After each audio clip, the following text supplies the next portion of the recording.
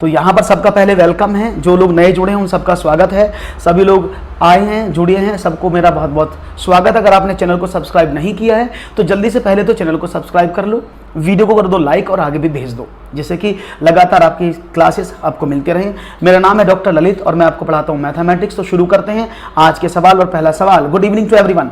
पहला सवाल आपकी स्क्रीन पर। आप जैसे जानते हैं सबसे पहले मैं सबसे आसान सवाल रखता हूँ, उसके बाद धीरे धीरे वो लेवल बढ़ता जाता है। तो उसी के माध्यम से हम चलेंगे। पहले आसान सवालों को समझेंगे, फिर बड़े बड़े सवालों को आपके सामने करेंगे।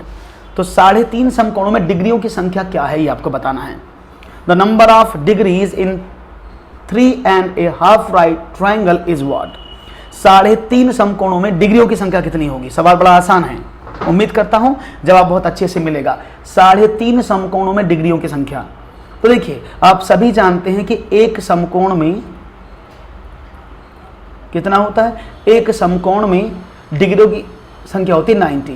उसमें बोला 3.5, तो 3 समकोण या 3.5 समकोण कर दो, सीधा 90 की मल्टीप्लाई कर दो। तो 0, 9 5 से 45, 9 3 27 और 4 31। तो कितना हुआ 315 degree. Good evening Kadambini. 315 degree total answer. Right answer is 315 degree is the right answer. किसी का मुझे आंसर नहीं मिला है, जल्दी से आप लोग आंसर दीजिएगा। मुझे किसी का आंसर नहीं मिला है। सी, बहुत बढ़िया। सी क्यों होगा 295? क्यों भाई? 9 3 27, 270 और 45 जोड़ोगे तो कितना आएगा भाई? 3 समकोणों में हो गया 3 गुणा 90 और आधे समकोण में हो गया 45। दोनों को जोड़ो तो कितना हुआ? 5 7 4 11, 315 ही तो हुआ। अरे क्या गलती कर रहे हो सब लोग, ऐसे कैसे करोगे भाई? इतनी गलती कैसे कर रहे हो? ये गलती तो बिल्कुल भी समझने लायक नहीं है। ऐसी गलती करोगे तो कैसे काम चलेगा भाई? So this is not acceptable. The right option is a, 315 degree. बहुत बढ़िया, हाँ ऐसे बोलो आंसर। एक और सवाल आपके स्क्रीन पर, ये रहा। निम्नलिखित में से कौन सा सही है? और मैं बार बार आपको यही बोलता हूं कि आपके एग्जामिनेशन में, अपकमिंग एग्जामिनेशन में आपको इसी तरह के सवाल मिलने वाले हैं, जहां पर आपको 4 ऑप्शन में से मैच करने के लिए दिया जाएगा। या तो आप सवाल को मैच करके बताएं या फिर आपसे जोड़े मिलाएं। इस तरह के सवाल बहुत ज्यादा पूछे जाने वाले हैं। तो देखते हैं जवाब क्या मिलता है। निम्नलिखित में से कौन सा सही है? 1000 के परवर्ती का पूर्ववर्ती 1000 है। 1000 के पूर्ववर्ती का पूर्ववर्ती 999 है। 1000 के पूर्ववर्ती का परवर्ती 1001 है, या 1000 के पूर्ववर्ती का परवर्ती 1002 है। तो देखते हैं आपका जवाब क्या मिलता है। क्वेश्चन नंबर 2 आपके समक्ष है। Which of the following is correct? The procedure to the successor of 1000 is 1000। Latter mean successor. The procedure of the procedure is 99. The successor of 1000 and the preceding is 1001. The successor of 1000 preceding is 1002. सब लोग जानते हैं, पहले पूर्ववर्ती और परवर्ती का concept आपको समझ में आना चाहिए कि ये पूर्ववर्ती और परवर्ती का कॉन्सेप्ट क्या है। जब आपको ये समझ में आ जाएगा तो आपको सारी चीजें क्लियर हो जाएंगी। ओके, तो ये पूर्ववर्ती के परवर्ती तो समझ लेना। फॉर एग्जाम्पल आपने लिखा 5, तो 5 के पूर्ववर्ती, पूर्व मीन्स पहले, इसको पूर्ववर्ती बोलते हैं और इसको परवर्ती बोलते हैं। पूर्ववर्ती को हम अनुवर्ती के नाम से भी जानते हैं। क्या बोलते हैं? कभी बोले अनुवर्ती। और इसको परवर्ती को हम उत्तरवर्ती के नाम से भी जानते हैं। और इंग्लिश में इसको बोलते हैं प्रीसीजर, उसको बोलते हैं सक्सेसर। तो इनके ये नाम है। अब जैसे मतलब पूर्व माने पहले की बात हो रही है। पूर्व का मतलब पहले, यानी 5 से पहली संख्या। पूर्ववर्ती मीन्स माइनस का 1, जो भी संख्या उसमें माइनस का 1 कर दोगे तो पूर्ववर्ती हो जाएगी। परवर्ती में क्या होगा? अगर +1 कर दोगे तो परवर्ती हो जाएगी। तो अगर मैं 5 की पूर्ववर्ती संख्या की बात करूं 4 है, और 5 की परवर्ती उत्तरवर्ती संख्या की बात करूं तो वो 6 है। Is it clear? ये समझ में आ गया क्या बोला मैंने सक्सेसर और प्रीसीजर के बारे में? उसने पहला ऑप्शन दिया 1000 का परवर्ती। 1000 का परवर्ती मीन्स +1, कितना हुआ? 1001। अब 1001 का पूर्ववर्ती यानी 1 कम कर दो तो क्या होगा? 1000। तो यानी ऑप्शन नंबर 1 एकदम सही है ना? तो अगर हम बात करते हैं 1000 के पूर्ववर्ती की, तो 1000 का पूर्ववर्ती कितना होता है? 999। और उसका भी पूर्ववर्ती कितना होगा? आपने कहा 998। वो ले रहा 999, तो गलत है ना? बात समझ में आ रही है? बहुत बढ़िया, वेरी गुड। ऐसी 1000 की पूर्ववर्ती कितना होगा? 999 का परवर्ती 1000 होगा, 1001 कह रहा है। 1000 का पूर्ववर्ती 999 का परवर्ती 1000, ये 1002 बोल रहा है, तो यानी ऑप्शन नंबर 2 का ए। याद रहेगा पूर्ववर्ती परवर्ती का चक्कर क्या है, पूर्ववर्ती को अनुवर्ती प्रोसीजर भी बोलते हैं, परवर्ती को उत्तरवर्ती सक्सेसर भी बोलते हैं। याद रहेगा, कोई प्रॉब्लम तो नहीं किसी को? Very good. एक और सवाल आपके स्क्रीन पर ये रहा, संख्या 100 के सभी गुणनखंडों का योगफल है, the sum of all factors of 100 के सभी फैक्टर का टोटल कितना है। अब इस सवाल को दो तरीके से पूछा जाता है, आपको बता दूं। या तो वो ये बोलेगा कि टोटल योग कितना है, कभी कभी ये भी पूछ लेता है कि टोटल गुणनखंड कितने हैं, यानी गुणनखंडों की संख्या कितनी है। ये सवाल कई बार आ चुके हैं, गुणनखंडों की संख्या। तो पहले अब मैं संख्या भी बताऊंगा निकालना, फिर आपको इसके फैक्टर भी बताएंगे कितने फैक्टर हैं। बहुत बढ़िया शिखा, सही कहा आपने। तो अगर मैं बात करता हूं 100 के सभी गुणनखंडों का योगफल, तो सबसे पहले आपको यह बताना है मुझे कि 100 के कितने गुणनखंड हैं, how many factors of 100 are.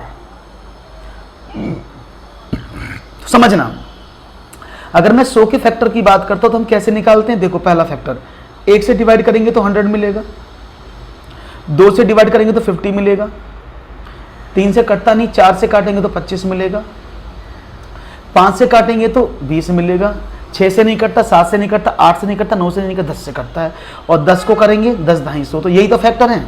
तो टोटल नंबर ऑफ फैक्टर कितने हुए इसके? कोई बात नहीं, अभी सही भी हो जाएगा। टोटल नंबर ऑफ फैक्टर कितने हुए? आपने कहा 1 2 3 4 5 6 7 8 एंड 9, क्योंकि 10 दो बार है लेकिन फैक्टर तो एक ही है ना। तो 100 के टोटल फैक्टर कितने हुए? 9। तो 100 एक ऐसा नंबर है जिसके फैक्टर यानी उसके गुणनखंडों की संख्या कितनी है? 9। अब इनका सम कितना हो जाएगा? अब सबको जोड़ो, 1 + 2 + 4 + 5 + 10 + 20 + 25 + 50 और + 100। क्लियर है? ना उत्तरवर्ती है, अनुवर्ती उत्तरवर्ती कैसे हो जाएगा? अनुवर्ती पहली संख्या होती है। अनुज, अनुज माने क्या होता है? छोटा। साफिया, अनुज माने छोटा होता है, यानी उससे छोटा। उत्तर मीन्स उससे बड़ा होता है। ओके, चलो तो देखिए 100 50 150 125 175 195 200 210 215, तो कितना हुआ? 216। क्लियर है? देखो 100 50 150 195 200 210 214 216 और 217, तो राइट ऑप्शन कितना हुआ? टोटल सम कितना है? 217। समझ में आया कैसे करते हैं? तो अगर वो पूछे टोटल नंबर ऑफ फैक्टर्स कितने हैं, तो आप स्टार्टिंग से चलेंगे और बाद वाली संख्या को भी साथ में लिख लेंगे। तो आपको टोटल नंबर ऑफ फैक्टर कितने मिले? 9। यहां पर हम गलती क्या करते हैं, हम 10 को 2 बार काउंट कर लेते हैं इस वाले को, कि 2 हैं ये, क्योंकि 10 तो एक ही संख्या है ना, इसलिए उसको एक बार ही काउंट करेंगे। जोड़ने में इसको क्या कर सकते हैं? 227 कर देते हैं, जो कि गलत हो जाता है। तो याद रहेगा, इस चीज का बहुत ज्यादा ध्यान रखना है, आपका प्रश्न हो जाएगा। एक और सवाल की तरफ बढ़ते हैं और देखते हैं एक और प्रश्न आपके स्क्रीन पर क्या आता है। नेक्स्ट क्वेश्चन, सब कुछ समझ में आ रहा है ना? कोई ऐसा प्रश्न जो समझ में ना आ रहा हो तो मुझे बता दीजिएगा। आगे बढ़ते हैं, एक और सवाल की बात करते हैं। ये रहा, बहुत ही आसान सवाल है। कुछ आमों का भार 2 किलोग्राम 600 ग्राम है, कुछ सेबों का भार 1 किलोग्राम 450 ग्राम है। आमों का भार सेबों के भार से कितना अधिक है? इसको तो बड़ा आसानी से आप कर देंगे। इसका तो जवाब मुझे पता बहुत जल्दी मिल जाएगा, कुछ नहीं करना इसमें। देखते हैं जवाब क्या मिलता है। डी। क्या बात है, मुझे पता था इसका जवाब डी मिल जाएगा। क्यों? क्योंकि भाई आम का भार 2 किलो 600 ग्राम है और सेब का भार 1 किलो 450 ग्राम। घटा दें तो यहाँ कितना बचा? आपने कहा 150, और यहाँ कितना बचा? 1। तो 1 किलोग्राम 150 ग्राम, में तो बचकाना सवाल था। ऐसे भी सवाल मिल सकते हैं जो बहुत इजी होते, जिनको देखते आपकी आत्मा खुश हो जाएंगी कि चलो भाई आनंद की प्राप्ति हुई। एक सवाल तो ऐसा मिला जो एकदम आ गया। बहुत सारे सवाल मिलेंगे। चलो, यदि राम की मासिक आय शाम से 60% अधिक है, तो शाम की मासिक आय राम से कितने प्रतिशत कम होगी? ये आपको बताना है। If Ram's monthly income is 60% more than Sham's income, then how much Sham's income will be less than Ram's income? तो देखते हैं आपका जवाब क्या मिलता है। राम की मासिका। अब इसको बहुत ज्यादा सवालों को घुमाने की कोशिश की जाती है। बुक में किसी और तरीके से सवाल हुआ मिलता है, आप किसी और तरीके से करते हैं, है ना। तो यहाँ बहुत सारे साथी बहुत सारे तरीके से सवालों को सॉल्व करने की कोशिश करते हैं। तो आपको समझना है सवाल, देखना है कैसे हो सकता है और चीज़ों को समझने की हम कोशिश करते हैं, जिससे कि आपको आसानी से कोई दिक्कत ना हो और आप चीज़ों को आसानी से समझ लें। बहुत बढ़िया। डी देखो, इसको मैं शॉर्टकट में बताता हूँ, समझना। ऐसे सवाल कैसे करते हैं, 60% है तो सबसे पहले 60% का फ्रैक्शनल वैल्यू निकालो।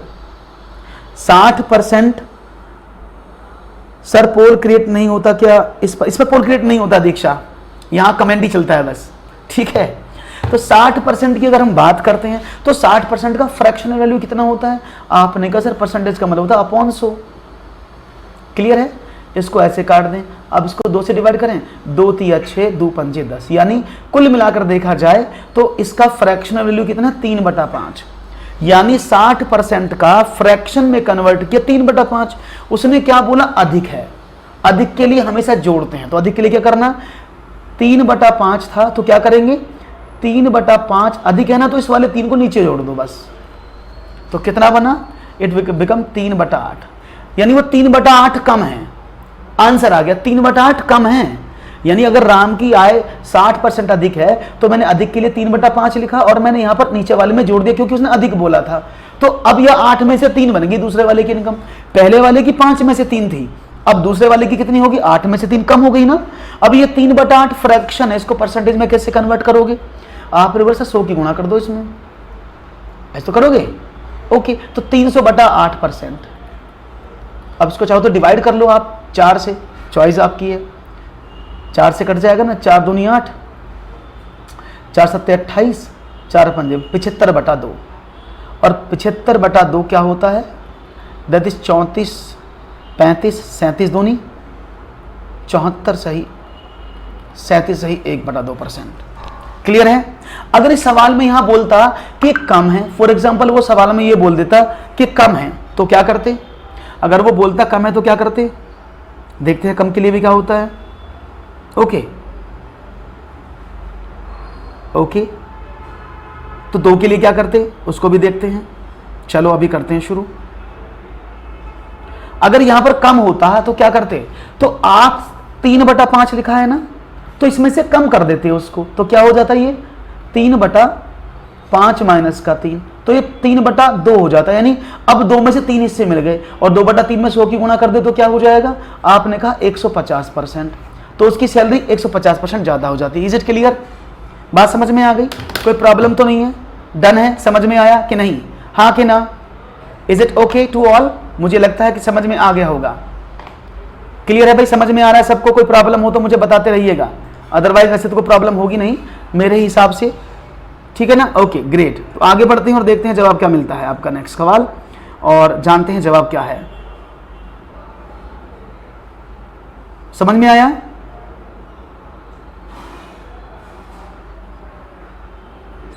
हाँ जी, बहुत बढ़िया। सबको क्लियर है? सबको क्लियर है? कोई प्रॉब्लम तो नहीं? Is it okay? फाइन, आगे बढ़ूं? ओके, तो समझ में यार एक और सवाल लिया जाए फिर। तो अभी सबको तो कम के लिए क्या करना है? याद रहेगा, कम के लिए कम करना है, ज्यादा के लिए ज्यादा करना है। Is it clear? Okay very good. तो आपको बहुत अच्छे से समझ में आ रहा है सवाल, मुझे बड़ा अच्छा लग रहा है कि आप सवाल को बहुत अच्छे से कर रहे हैं। तो एक सवाल और दिया जाए अगर आप रेडी हैं तो। One more question for you, are you ready? Okay, तो all of you are ready. तो वन मोर क्वेश्चन ये रहा। चलो बहुत आसान सवाल है। 2424 में 2 के स्थानीय मानों का योगफल क्या है? तो देखते हैं आपका जवाब मुझे क्या मिलता है। उम्मीद करता हूं आपका जवाब मुझे अच्छे से मिलेगा, कोई दिक्कत आप नहीं करेंगे। बहुत बढ़िया। तो सिंपल सवाल है, चाहेंगे जवाब मिलेगा। बहुत सिंपल सा सवाल है, इसको आप आसानी से कर सकते हैं। मुझे लगता है कोई भी प्रॉब्लम आपको नहीं होगी, है ना। बहुत बढ़िया। और जवाब क्या आ रहा है आपका, देखते हैं। वेरी गुड, धीरे धीरे जवाब बढ़ते हुए सभी लोग लाइक जरूर कर दें भाई, सेशन को लाइक जरूर कर दें, क्योंकि जब तक लाइक नहीं करोगे तब तक काम नहीं बनेगा, है ना। जब तक लाइक नहीं करोगे तब तक काम नहीं बनेगा, नहीं तो दिक्कत होती रहेगी। ओके, तो लाइक करना बिल्कुल भी ना भूलें, जिससे कि आपकी चीजें लगातार बढ़ती रहें और हम सवालों को समझते रहें। Very good. तो चलो यहाँ पर शुरुआत हुई है और देखते हैं आपका जवाब हमें क्या मिलता है। उम्मीद है आपका जवाब अच्छे से मिलेगा और तेज़ी से आप सवाल करने की पूरी कोशिश करेंगे। Very good. चलिए तो चलो शुरू करते हैं कहानी और देखते हैं आपका जवाब क्या आया। वेट करते हैं, 1 सेकेंड रुकिएगा। ओके ओके, तो यहाँ पर देखता हूँ लाइक कितने लोगों ने किया है। Very good. तो यहाँ पर कई बच्चों ने किया 2-0, बहुत बढ़िया आंसर। देखो समझने की कोशिश करना कैसे कर सकते हैं इस सवाल को, अभी मैं समझाने की आपको कोशिश करता हूँ और मुझे उम्मीद है कि आप इसको आसानी से समझेंगे। जनरली हम क्या करते हैं इस सवाल को करते समय, हम एक छोटा सा काम करते हैं और वो काम क्या होता है, हम इस सवाल को करते समय 2 धाई यहाँ पर लगी, इकाई यहाँ पर, इस तरह से सवाल को करने की कोशिश करते हैं, जो एक प्रॉब्लमिस्टिक थिंग है ना। तो उसको समझना है, उसको जानना है और देखते हैं उसको कैसे जानेंगे और कैसे समझेंगे, अभी बता देते हैं आपको। You don't worry. ओके, देखिए सवाल क्या था। हम जनरली कैसे करते हैं, हम जनरली करते हैं ऐसे कि भाई 2 4 2 4, तो इकाई 2 के स्थानीय मानों को योग पूछा ना, हम 2 करेंगे इकाई धाई 2 गुणा 10 बराबर 20। इसको करेंगे फिर 2 गुणा इकाई धाई सैकड़ा हजार बराबर 2000। तो अब क्या करेंगे, इसको जोड़ देंगे, 20 आ जाएगा। लेकिन मैं आपको एक शॉर्ट तरीका बताता हूं कैसे करेंगे इसको। देखिएगा, मैंने कहा लिखा था 2 4 2 4, जिसका योग पूछा है ना बस उस संख्या को रखना, बाकी सबको 0 कर दो। 2 का पूछा 2 रोक लिए, 4 नहीं पूछा 0 कर दिया, 2 को ऐसे रखो, 2 का पूछा 4 को नहीं पूछा 0 कर दो, आंसर। आसान है। एक और सवाल लिया जाए, आसान है।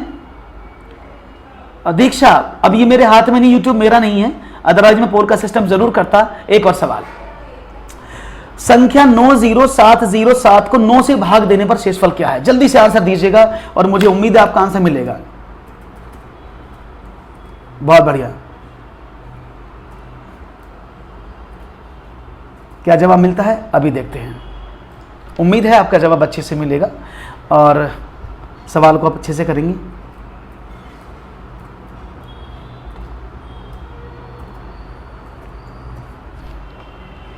उम्मीद पर तो आप खड़े उतरते हैं, मुझे बड़ा विश्वास रहता है आपके ऊपर। और यहाँ पर 5, सबने कहा है 5।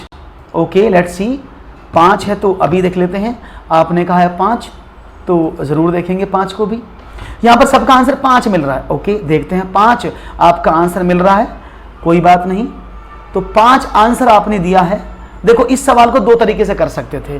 3 में और 9 में बड़ा अच्छा नियम है। अगर आप करेंगे 90707 को 9 से डिवाइड करेंगे तो 9 एकम 9 बचा 0, ना जाने का 0, आपने उतारा 7, ना जाने का 0, फिर 0, 9 छिक्का 54, 9 सत्ते 63, बचे 7, 2 77, 9 अट्ठे 72 और आप ऐसे करके इसका आंसर 5 निकाल लेंगे। That's easy.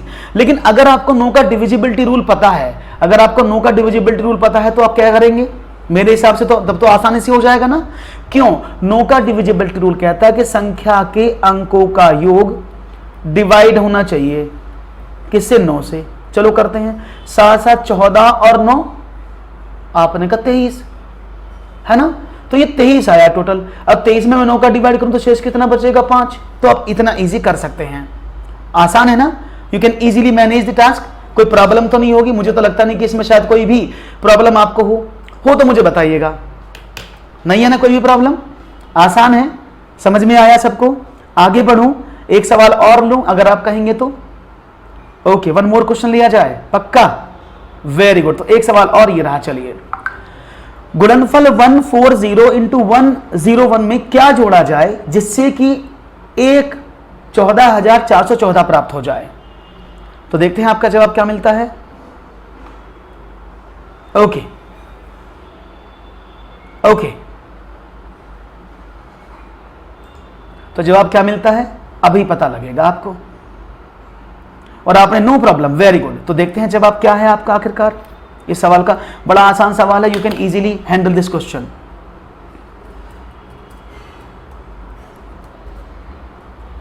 यस, जवाब जारी है, नो प्रॉब्लम। सबने कहा नो प्रॉब्लम है। Okay very good, that's very nice. ये उम्मीद है और आपका विश्वास है कि आप सवाल को बहुत अच्छे से करेंगे। So very nice.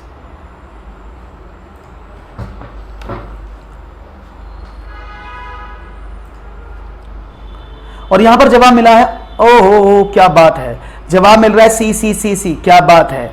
तो आपका जवाब मुझे सी सी के रूप में मिल रहा है। और देखते हैं जवाब कितना मिलता है।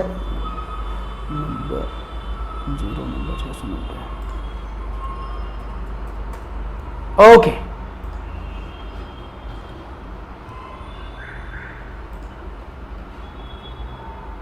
और यहां पर जवाब यस। देखो बहुत सिंपल सा, सबने सी और डी और ए बी सी डी में कहा है आंसर, कितना आसान था। अगर मैं इसकी गुणा कर दूं तो सिंपल है, और इसमें ये प्राप्त हो जाए तो पहले इसकी गुणा कर लें। तो 140 मल्टीप्लाई बाय 101, तो जीरो तो यहां पर आ गया, 14 एकम 14 और 14 एकम 14, ऐसी तो होगा भाई। 14,140 आया।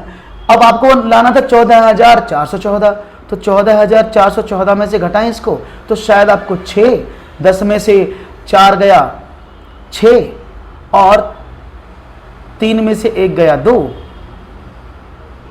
1 मिनट, 7, माफ कीजिएगा 7, और 4 में से 1 गया 3, 376। You will get 376। Right option क्या है?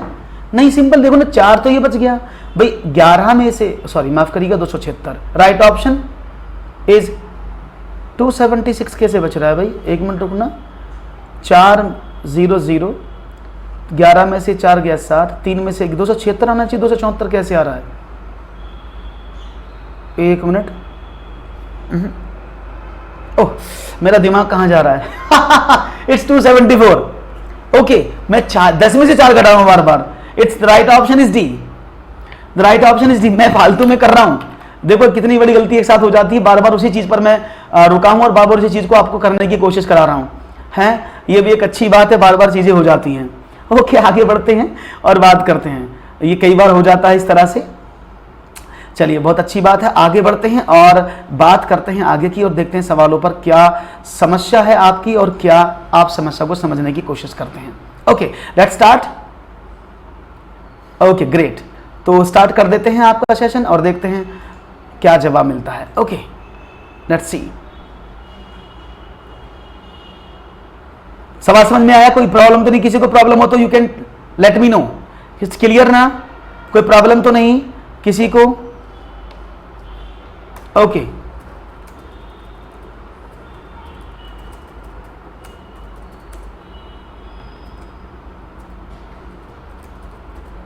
Okay great.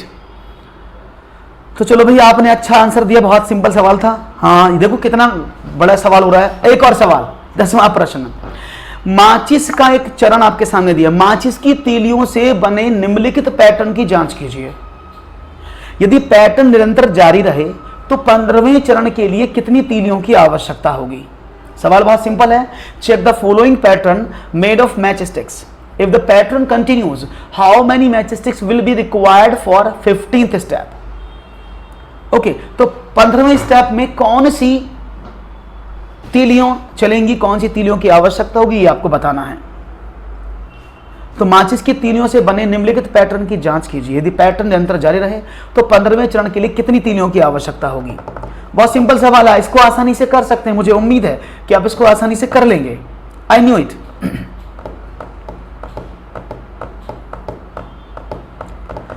तो देखो इस सवाल को कैसे करते हैं। आप देखो पहले चरण में कितनी तीलियां हैं? आपने कहा 1 2 3 4 5 6। दूसरे चरण में कितनी है? 6 और 4 10। तीसरे चरण में कितनी है? 6 और 4 10 और 4 14। तो हर चरण में 4 तीलियां बढ़ रही हैं। अगर मैं इसको समांतर श्रेणी के माध्यम से करूं, जिसको आप बोलते हैं समांतर श्रेणी, यानी एपी, तो एपी की सीरीज क्या वो कह रहा है कि 6 10 14 अप टू आपको निकालना, ये पहला है, दूसरा तीसरा, 15वें चरण में कितनी तीलियां आएंगी। तो आप सभी जानते हैं, अगर मैं टीएन की बात करता हूं तो क्या होता है? a plus n minus 1 into D, इसका फॉर्मूला होता है। अभी मैं फॉर्मूले के बिना भी बताऊंगा, डोंट वरी, लेकिन पहले फॉर्मूला स्पष्ट कर दूं आपको।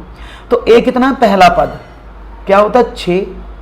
n कितना बोला उसने? 15वें चरण में 15 माइनस 1, और d क्या है? इनके बीच का डिफरेंस, इसको बोलते हैं कॉमन डिफरेंस, 4 है ना, ऐसे। तो कितना हुआ? 6 प्लस 14 गुणा 4, तो 14 चौके 56, 6 प्लस 56 दैट इज 62। तो कुल मिलाकर 62 स्टिक्स चाहिएंगी, ठीक है ना। ये तो था हमारा बेसिक कॉन्सेप्ट जो फॉर्मूला बेस्ड है, यानी जो हमारा समांतर श्रेणी के आधार पर है। समांतर श्रेणी क्या होती है? एक ऐसी श्रेणी जिसके अंतर्गत लगातार चीजें चलती रहती हैं और लगातार उन चीजों को आप समझते रहते हैं। ओके, क्लियर है? बात समझ में आ गई? कोई प्रॉब्लम तो नहीं है भाई किसी को? Very good. अब मैं इसको अगर मैं डायरेक्ट करना चाहूं तो डायरेक्ट क्या होगा? अब डायरेक्ट भी देख लेते हैं। पहले चरण में 6, दूसरे चरण में कितनी हुई? 10, 14, 18, नहीं हर चरण में 4 तीलियां बढ़ रही हैं। तो अगर मैं 15वें चरण की बात करता हूं, अगर मैं 15वें चरण की बात करता हूं तो भाई एक चरण तो ये हो गया, तो बच्चे 14 चरण ना भाई, 1, 2, हर चरण में जो बाकी चरण थे, बाकी स्टेप थे, 4 तीलियां बढ़ रही थी। तो 14 और एक 15, तो 14 चरण थे। 14 चरण में कितनी तीलियां लगी? हर चरण में 4, तो 56, और पहले चरण में लगी थी 6, तो 56 प्लस 6 बराबर 62। आप ऐसे भी कर सकते थे, क्लियर है? आप ऐसे भी कर सकते हैं, कोई प्रॉब्लम नहीं है। आपको जैसा अच्छा लग रहा हो you can do as per your choice, कोई प्रॉब्लम नहीं होगी। Okay, is it clear? बात समझ में आ गई सबको? कोई प्रॉब्लम तो नहीं है? आगे बढ़ें एक और सवाल की तरफ। तो आप एपी से भी कर सकते हैं और अपनी आप तरीके से भी सॉल्व कर सकते हैं। आगे बढ़ता हूं, एक और सवाल। क्वेश्चन है root 72 plus square root of 72 plus square root of 72 इस का मान क्या है? 72 plus 72 plus root 72 plus up to so on, ऐसे चलेगा ये। तो इसका आंसर क्या होगा? तो देखते हैं 18, 12, 9 और 8।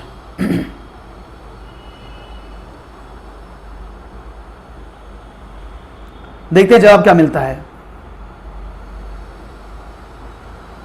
Okay, done. तो यहां पर सी ऑप्शन दिया जा रहा है 9।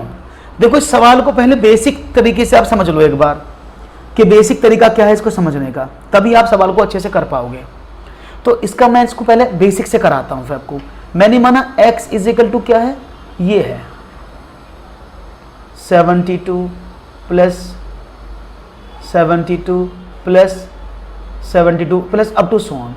तो देखो ये इन्फिनिटी तक जाता है वैल्यू, और इनफाइनाइट का मीनिंग क्या होता है? अगर आप उसमें से कुछ कम करें या कुछ जोड़ें उससे कोई फर्क नहीं पड़ता। तो मैंने दोनों तरफ का स्क्वायर कर दिया इसका। जब मैंने स्क्वायर किया तो क्या हो जाएगा? X square is equal to what? आपने कहा जब इसका स्क्वायर हुआ पूरे का तो एक स्क्वायर से ये स्क्वायर कट गया, तो क्या बचा? 72 plus 72 plus 72 plus 72 up to so on, और इसका वैल्यू तो x के बराबर है, तो मैं x पुट कर दूं इसकी जगह, तो ये क्या बना? X square is equal to 72 plus x. इसको इधर भेज दिया तो एक्स स्क्वायर माइनस का x माइनस का 72 बराबर 0। अब इसके फैक्टर कर लो, 9 8 72, 8 9 72 होते हैं ना। तो मैंने क्या काम किया? मुझे -1 मिलना चाहिए इसमें से, तो आपने कहा ओके। तो क्या करें? एक्स स्क्वायर माइनस का प्लस का 8x माइनस का 9x माइनस का 72 इज इक्वल टू, जी बेसिक चीज है, बेसिक ऐसे करते हैं। आपने x यहां से कॉमन निकाला तो x प्लस का 8, आपने माइनस का 9 यहां से निकाला तो x प्लस का 8। तो क्या बना? x प्लस का 8 इंटू एक्स माइनस का 9 बराबर 0। यानी अब वैल्यू क्या निकली? x बराबर माइनस का 8 और x बराबर प्लस का 9। क्योंकि ये वैल्यू सब पॉजिटिव है तो नेगेटिव होने का तो चांस नहीं बन सकता ना। ये सारी वैल्यू पॉजिटिव हैं तो नेगेटिव का चांस तो नहीं बनेगा, इसलिए पॉजिटिव वैल्यू ही सही होगी, that is x is equal to 9। ये इसका बेसिक कॉन्सेप्ट है जिससे बेसिक से निकालते, लेकिन मैं आपको एडवांस बताऊंगा, है ना। अब इसको एडवांस से कैसे करें उसको भी समझते हैं। एडवांस में कुछ नहीं करना, बड़ा छोटा सा तरीका इतने एरिया में ही कवर हो जाएगा। जो भी संख्या यहां लिखी है आप उसके कॉन्जुगेटिव फैक्टर्स निकालें। जो संख्या लिखी है रूट में उसके लगातार यानी 2 कॉन्जुगेटिव फैक्टर जो बिल्कुल पास वाले हों। तो 72 के पास वाले 2 फैक्टर कौन से हैं? आपने कहा 8 गुणा 9, 8 नाम 72 होता है ना, 8 नाम 72 होता है ना। अगर आप 2 कॉन्जुगेटिव फैक्टर की बात करते हो तो 8 गुणा 9, 8 नाम 72। तो यानी इसमें से अगर ये प्लस इनके बीच में है तो बड़ी संख्या इसका आंसर है। अगर यहां पर सपोज करते हैं माइनस हो तो सबके बीच में, तो छोटी संख्या इसका आंसर हो जाती। क्लियर है? आसान लगा? कोई मुश्किल तो नहीं आई किसी को? यस के नो? कोई प्रॉब्लम हो तो बताओ। क्लियर है?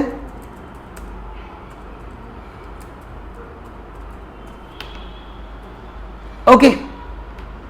हाँ, प्लस है तो प्लस का बड़ा वैल्यू, अगर माइनस है तो छोटा वैल्यू। आसान है? हाँ, क्लियर हो गया ना? कितना आसान था, इजी था ना?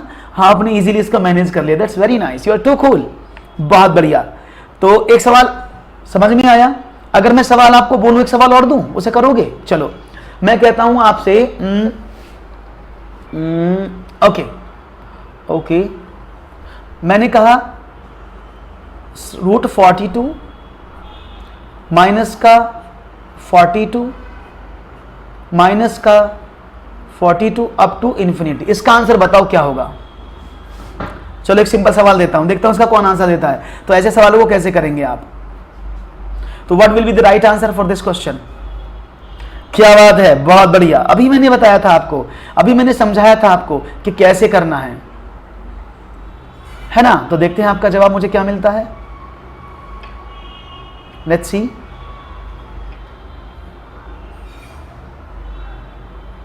ओके, डन, हो गया है शुरू। चलिए, बहुत अच्छी बात है, वेरी गुड।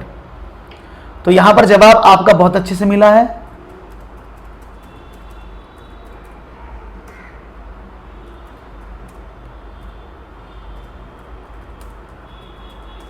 सबने कहा, सबको समझ में आया कैसे किया है? क्योंकि 42 के दो कॉन्सेक्यूटिव फैक्टर कौन से होंगे? आपने कहा 6 सत्ते 42, क्योंकि हम माइनस का निशान है ना, तो सब छोटी संख्या इसका आंसर है, तो आपको ज्यादा मेहनत नहीं करनी पड़ेगी। क्लियर है? बहुत बड़ी। एक और सवाल, चलो। एक ताजा मछली को सुखाने पर उसका भार 1/3 रह जाता है।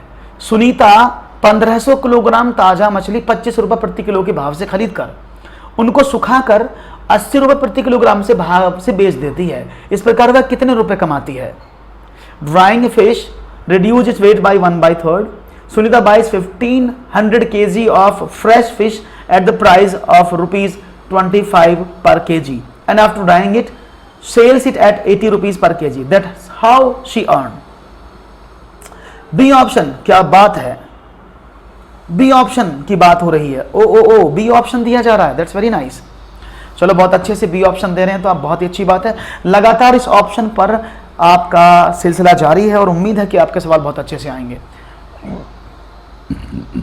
वेरी गुड, समझते हैं सवाल। देखो, ताजा मछली सुखाने पर उसका भार 1/3 रह जाता है। तो सुनीता ने 1500 किलोग्राम मछली ली 25 रुपए किलो के हिसाब से। तो 1500 रुपए किलोग्राम मछली 25 रुपए के हिसाब से ली तो कितना हुआ? आपने कहा 0 0 15 पंजे 75, 15 दूनी 30 और 7 37, तो 37,500 रुपए की वो मछली हो गई। क्लियर है? उसने कहा उनको सुखाकर 80 रुपए कितनी रुपए बेचते, सुखाकर। लेकिन सुखाने पर क्या होता है, जो मछली थी उसका वजन 1/3 रह जाता, तो 1500 किलो कितना बन गया? 500 किलो। और 500 किलो को वो 80 रुपए के हिसाब से बेचती है, तो कितना हो गया? आपने कहा 40,000 रुपए। यानी वो मछलियों को खरीदती 37,500 रुपए की है और बेचती कितने की है? आपने कहा 40,000 रुपए की। तो फायदा कितना? आपने कहा सर 40,000 रुपए में से 37,500 रुपए आपने कम कर दिया, तो 2500 रुपए वो कमाती है इन मछलियों पर। Good evening Poonam ji, is it clear to all? समझ में आ रहा है? और ये भाई लाइक वाइक कम है, इतने बच्चे होने के बावजूद लाइक इतने कम, ऐसा क्यों? नाराजगी है कुछ क्या? ये कुछ नाराजगी चल रही है क्या लाइक वाइक में? भाई लाइक वाइक करते रहा करो, ऐसे नहीं चलेगा।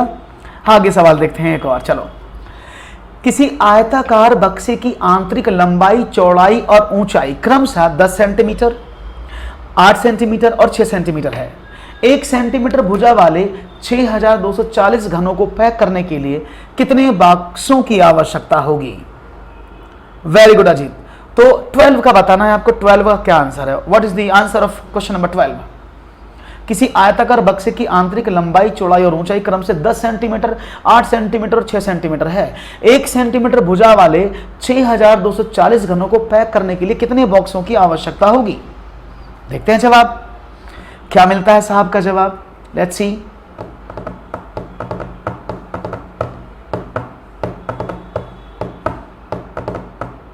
डी, चलो देखते हैं। देखो, एक आयताकार बॉक्स की आंतरिक लंबाई, चौड़ाई, ऊंचाई कितनी है, यानी उस आयताकार बॉक्स का वॉल्यूम कितना हुआ? आपने कहा 10 गुणा 8 गुणा 6, क्योंकि आयताकार किसी भी घनाभ का आयतन क्या होता है, लंबाई गुणा चौड़ाई गुणा ऊंचाई।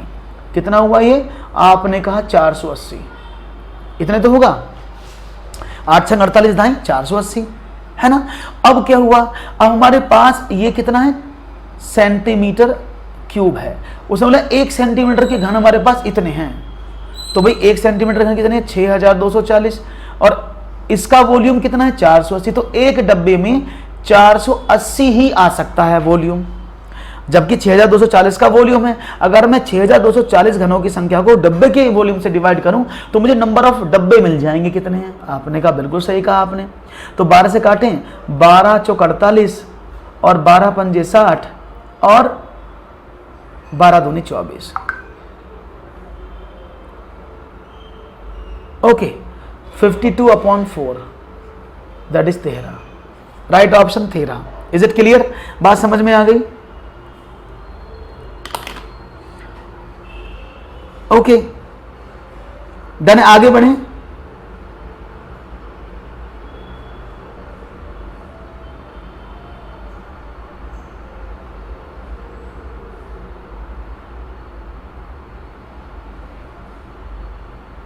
ओके क्लियर है, बात समझ में आ गई, प्रॉब्लम नहीं है, आगे बढ़ें। वेरी गुड, समझ में आ गया होगा। आगे बढ़ते हैं, क्वेश्चन नंबर 12 का आपने दिया ऑप्शन नंबर डी, एकदम सही जवाब है। एक और सवाल, चलिए बढ़ते हैं। एक शिक्षक कक्षा से इस आयत पर 1/8 निरूपित करने के लिए कहता है, निम्नलिखित में से कौन सा निरूपण गलत है।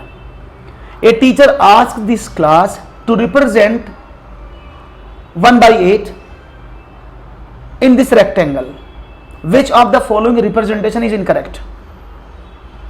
देखते हैं जवाब क्या मिलता है, तेजी से दीजिएगा आंसर। एक शिक्षक कक्षा से 1/8 निरूपित करने के लिए कहता है, निम्न में से कौन सा निरूपण गलत है। A teacher ask the class to represent which of the following representation is incorrect. Let's see what will be the right answer.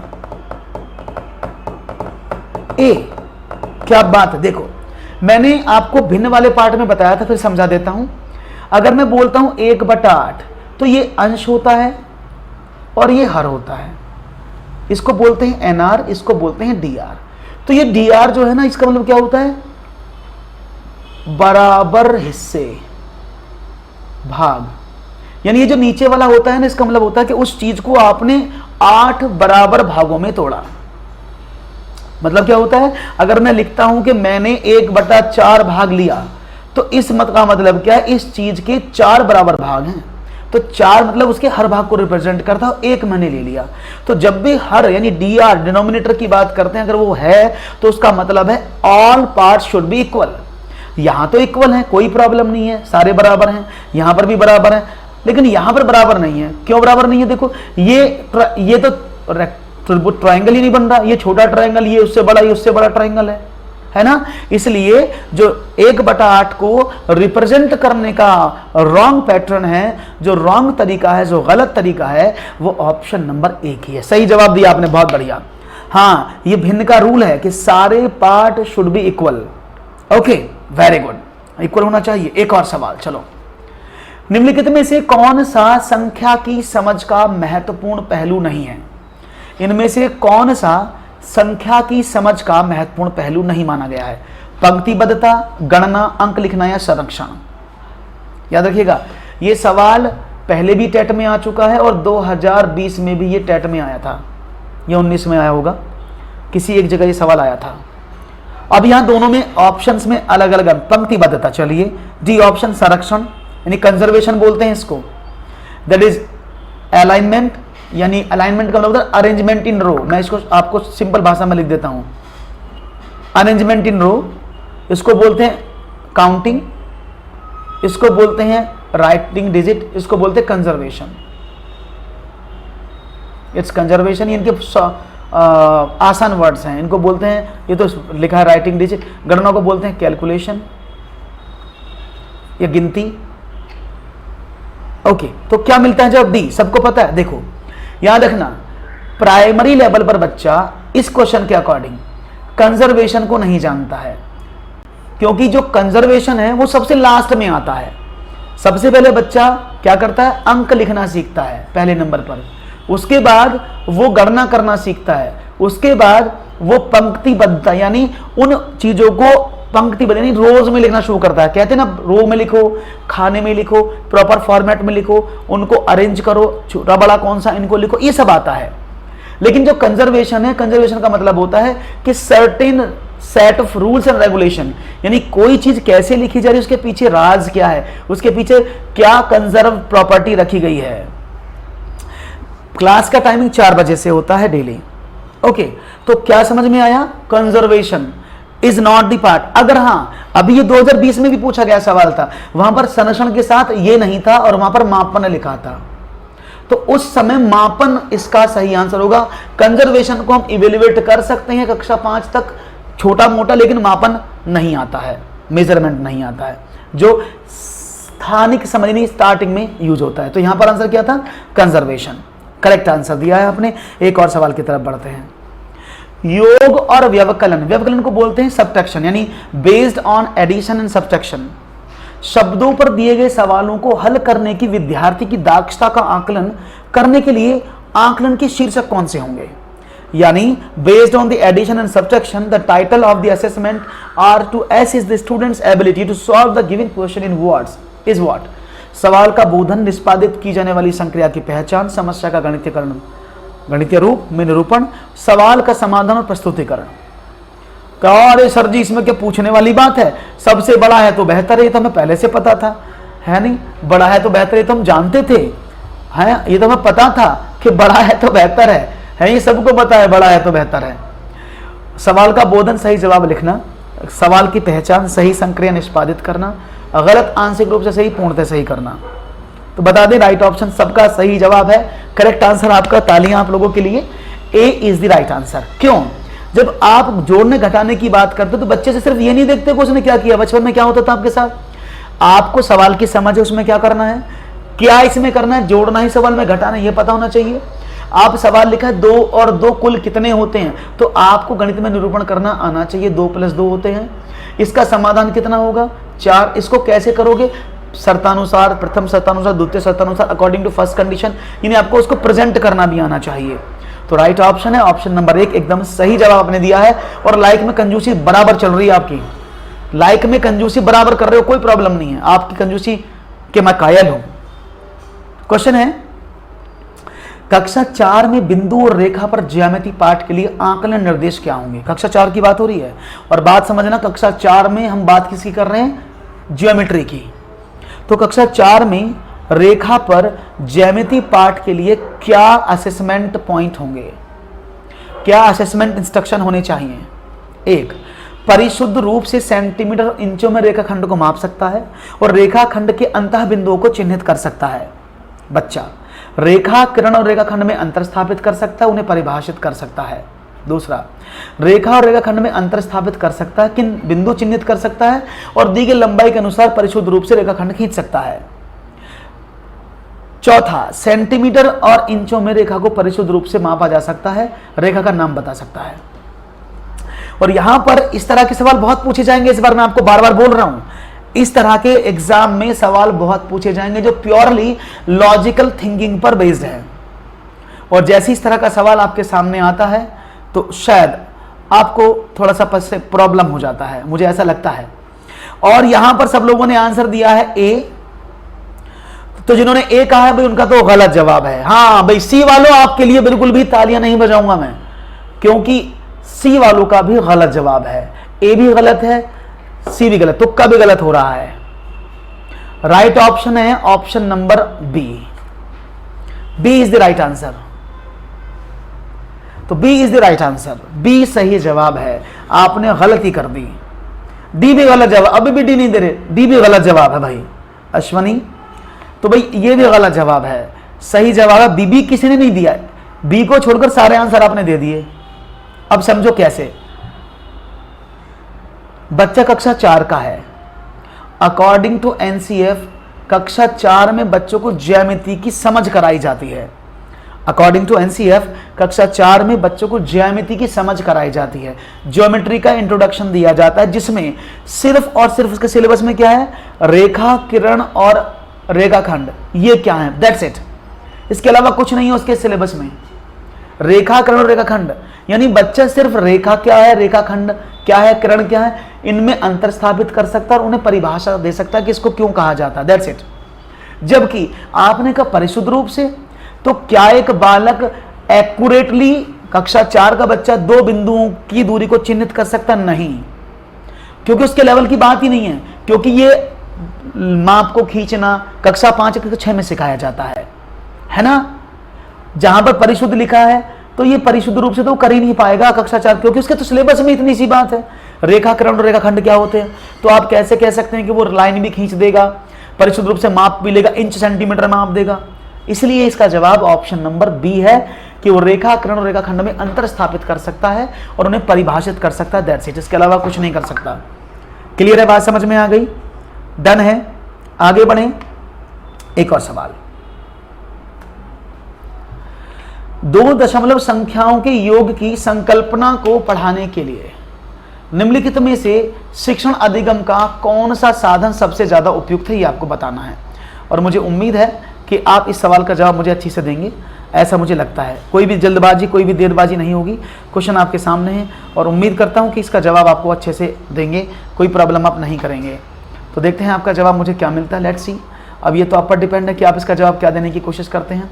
तो यहाँ पर बहुत सारी चीज़ ऐसी जो आपने पहले पढ़ी हुई हैं, जिनको आप जानते हैं, जिनको आप पहचानते हैं। और यहाँ पर कुछ आकृतियाँ मैं आपको पहले भी दिखा चुका हूँ शायद, जैसा मुझे लगता है कि मैंने कुछ आकृतियाँ आपको शो की हुई हैं। अब मैं देखूंगा कि आपको वो आकृतियाँ याद हैं कि नहीं, ये आप पर डिपेंड है। अब देखते हैं आप क्या बताते हैं इस आकृतियों में, सवाल आप पर डिपेंड है। ग्राफ पेपर सबसे ज़्यादा दिया जा रहा है, क्या बात है, सब लोग ग्राफ पेपर के पीछे पड़े हैं कि सर ग्राफ पेपर सबसे अच्छा है। पक्का सब लोग एक सुर में बोले हैं कि ग्राफ पेपर ही होगा। ओके, तो आपने कहा ग्राफ पेपर, हम आपकी बात को कैसे काट सकते हैं, कैसे टाल सकते हैं आपकी बात काटना हमारे बस की बात थोड़ी है, क्योंकि एनसीएफ के अकॉर्डिंग तो बच्चा प्रधान है ना, जो बच्चे ने कह दिया वही फाइनल है। तो आपका जवाब एकदम फाइनल है, एकदम सही जवाब दिए हैं आप, समझते हैं तो समझ लेना। ये होता है जियो बोर्ड, आपकी स्क्रीन पर दिख रहा है, इसको बोलते हैं जियो बोर्ड। क्या बोलते हैं? जियो बोर्ड, देखा होगा आपने जियो बोर्ड। इसका नाम है जियो क्यों है? जियो मीन्स ज्यामिति, ये ज्यामिति से मिलकर बना है, इसको जियो बोर्ड बोलते हैं। अब ये जियो बोर्ड क्या है? लकड़ी का एक फ्रेम होता है, उस पर पिन से लगी रहती हैं, पिन इक्वल डिस्टेंस पर, और ये जो नीचे रबड़ बैंड, कलरफुल रबड़ बैंड होते हैं, जिनकी सहायता से बच्चा रबड़ बैंड बना करके सिर्फ और सिर्फ 2D आकृतियों को सीखता है, उनके परिमाप को सीखता है। तो ज्यामिति आकृतियों का संदर्भ लेता है, ज्यामिति आकृतियों को बनाने की कोशिश करता है, तो जियो बोर्ड हमेशा उसमें फायदेमंद होता है। तो जियो बोर्ड तो हो नहीं सकता भाई, इसमें आपको दशमलव की संख्याओं की बात हो रही है। गिनतारा क्या होता है? गिनतारा भी बता देता हूं। गिनतारा तो सबने देखा, अबेकस जिसको आप बोलते हैं, आपकी स्क्रीन पर होगा अबेकस। इसमें क्या होता है? बच्चा प्लेस वैल्यू सीखता है, प्लेस वैल्यू के साथ वो संख्याओं को जोड़ना घटाना सीखता है इसमें, है ना। तीसरी बात करते हैं, वो क्या है? दैट इज मोतियों की माला। मोतियों की माला हम किस लिए यूज करते हैं? ऐसी एक माला होती है जिसके अंदर कलरफुल क्या होते हैं? पर्ल यानी मोती होते हैं, कुछ येलो कुछ ब्लू, इस तरह से होते हैं। तो इसमें हम गिनतियों को गिनना, कटवा गिनती यानी जो क्रॉस पजल्स होती हैं, ऑड इवन की पहचान, क्योंकि इसमें एक मोती ऐसा होता है, दूसरा वाला दूसरा होता है, तो इससे भी कर सकते हैं, काउंटिंग करते हैं। लेकिन ग्राफ पेपर हमेशा, ये पेपर में अभी भी आया था, सीटेट के पेपर में आया भी था इस तरह का सवाल। तो ग्राफ पेपर को हम ग्रिड पेपर भी बोल देते हैं। तो अगर आप किसी भी संकल्पना को मजबूत करना चाहते हैं तो ग्राफ पेपर यानी ग्रिड पेपर की मदद से आप 2 दशमलव संख्याओं की संकल्पना को पढ़ा सकते हैं आसानी से। क्लियर है, बात समझ में आ गई? सबको समझ में आया? तो ग्राफ पेपर में होती है इस तरह की वैल्यूज और हम काउंटिंग करके बता देते हैं बच्चे को क्या है। हाँ, इज इट क्लियर? समझ में आ गया सबको? बहुत ही बढ़िया जवाब आपके मिल रहे हैं मुझे, दैट्स वेरी नाइस। आगे बढ़ते हैं, एक और सवाल लेते हैं, आपकी स्क्रीन पर ये रहा। चलो भाई, प्राथमिक स्तर पर गणित की पाठ्य पुस्तकों की सबसे अधिक महत्वपूर्ण विशेषता निम्नलिखित में से कौन सी है? संकल्पनाओं का उच्चतर कक्षाओं में संबंध जोड़ा जाना चाहिए, संकल्पनाओं को जटिल से सरल के रूप में प्रदर्शित किया जाना चाहिए, संकल्पनाओं को पूर्णतः श्रेणीबद्ध रूप में प्रस्तुत किया जाना चाहिए, संकल्पनाओं को मूर्त से अमूर्त के रूप में प्रस्तुत किया जाना चाहिए। हाँ, रीड फर्स्ट पेपर में वो आया था, वही बोल रहा हूं मैं। चलिए देखते हैं जवाब क्या मिलता है। प्राथमिक स्तर पर सवाल सारे आपको ऐसे मिलेंगे जो आप एक्सपेक्ट कर सकते हैं कि एग्जामिनेशन में वो आएंगे। तो डेली अपने दोस्तों के साथ शेयर करा करें इसको, जिससे लगातार आपकी क्लासेस में इस तरह की क्लास हम लेते रहें और आप लोगों को अधिक से अधिक फ्री ऑफ कॉस्ट इस तरह का स्टडी देते रहें। तो संकल्पनाओं को उच्चतर कक्षाओं के संबंध जोड़ना चाहिए, संकल्पनाओं को जटिल से सरल के रूप में होना चाहिए, संकल्पनाओं को पूर्णतः श्रेणीबद्ध रूप में प्रस्तुत किया जाना चाहिए, या फिर संकल्पनाओं को कॉन्क्रीट से एब्स्ट्रैक्ट की तरफ ले जाना चाहिए। सी, समझिएगा सवाल बहुत ही आसान सवाल था, इसको आप आसानी से कर सकते थे अगर मैं बताऊं तो, इसमें ज़्यादा मुश्किलात नहीं होने चाहिए थे। देखते हैं सवाल क्या था, देखो समझने की कोशिश करना प्रश्न को। गणित की पुस्तक जो आप किताब बच्चों को देते पढ़ने में, उसके बारे में बात हो रही है। देखो, कक्षाओं को उच्चतर कक्षाओं से जोड़ने वाला होना चाहिए।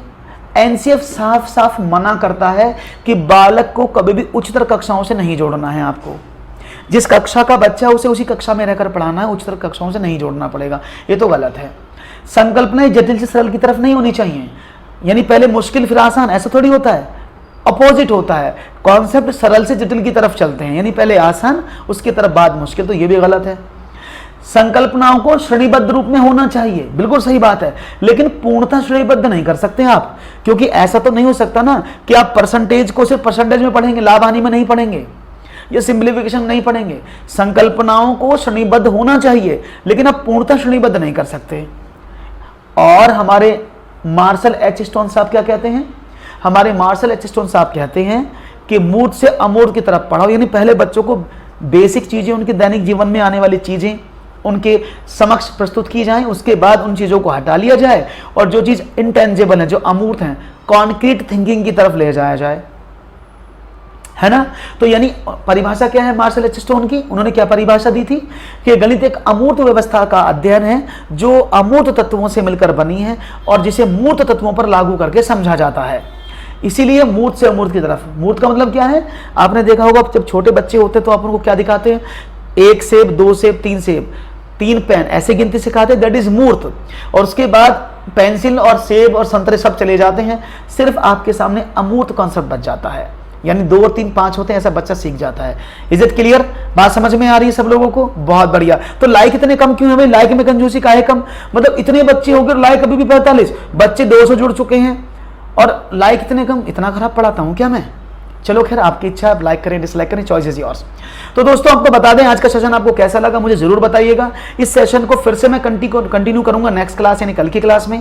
अगर आपको सेशन अच्छा लगा हो तो लाइक जरूर कर दीजिएगा, शेयर जरूर कर दीजिएगा अपने दोस्तों के साथ और चैनल को सब्सक्राइब करना बिल्कुल भी मत भूलिएगा। तो मिलते हैं ऐसी एक और नई बेहतरीन क्लास के साथ इसके आगे। Thank you very much for joining me.